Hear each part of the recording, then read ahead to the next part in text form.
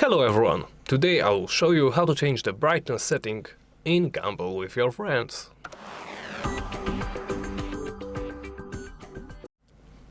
Let's begin by opening the settings menu. From here, navigate to the graphics settings and scroll down. Here should be the brightness slider. As you can see, it is by the default set to 1.0, but you can lower it as low as 0.0 or as high as 2.0.